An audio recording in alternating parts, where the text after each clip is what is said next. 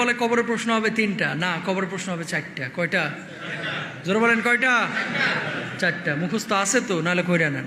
কবর বড় ভয়াবহ জায়গা ভাই, কবর বড় ভয়াবহ জায়গা। কাউকে চিনবে না, প্রধানমন্ত্রীর ছেলে, হুজুরের ছেলে, খতিবের ছেলে, হাফিজের ছেলে চিনবে না। কবর দেখবে আমল আছে কিনা। সুবহানাল্লাহ বলেন। সুতরাং আমল নিয়ে কবরে যাইতে হবে ভাই, কাউকে চিনবে না। আহা, কবরের জিন্দেগি যখন রাখা হবে, আপনাকে রাখা যখন হবে, আমরা বলি না যে 3টা প্রশ্ন কবরের মধ্যে করা হবে, এরকম বলি না? কবরের মধ্যে যে 3টা প্রশ্ন করা হবে, 3টা প্রশ্ন করা হবে। কবরের মধ্যে 3টা প্রশ্নের কথা যখনই আলোচনায় আসে, কয় হুজুর আরবি তো পারি না, প্রশ্নের জবাব দিব কিভাবে? আসলেও তো আরবি পারেন না। আরবি ভাষা কি আপনি পারেন? পারেন না।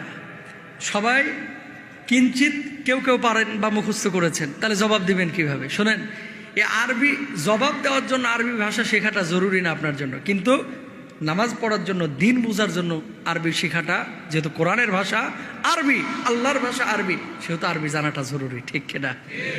কবরের প্রশ্নের উত্তর অটোমেটিক চলে আসবে। অনেকে বলে কবরের প্রশ্ন হবে 3টা, না কবরের প্রশ্ন হবে 4টা। কয়টা?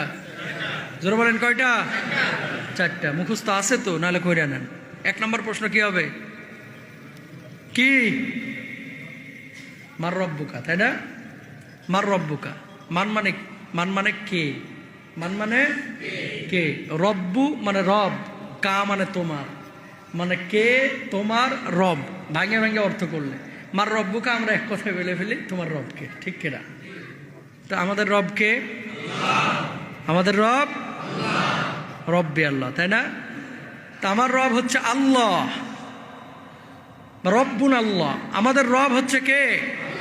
আল্লাহ। 2 নম্বর প্রশ্ন কি হবে? মা দিনুকা, দিন কি? জোরে বলেন ইসলাম। ওমান নাবিয়ুকা, নবীকে মুহাম্মদ রাসূলুল্লাহ সাল্লাল্লাহু আলাইহি ওয়াসাল্লাম অথবা আল্লাহর নবী সাল্লাল্লাহু আলাইহি ওয়াসাল্লামকে সামনে পেশ করা হবে। মান হাদার রাজুল, এই ব্যক্তি কে? যখন আপনি বলবেন ইনি হচ্ছেন সর্বশেষ নবী মুহাম্মদুর রাসূলুল্লাহ সাল্লাল্লাহু আলাইহি ওয়াসাল্লাম। এরপরে চতুর্থ যে প্রশ্নটা আপনাকে করা হবে, প্রশ্ন করা হবে ওমা ইদরিকা, যে এটা তুমি কিভাবে জানলা, এগুলো জানলে কিভাবে?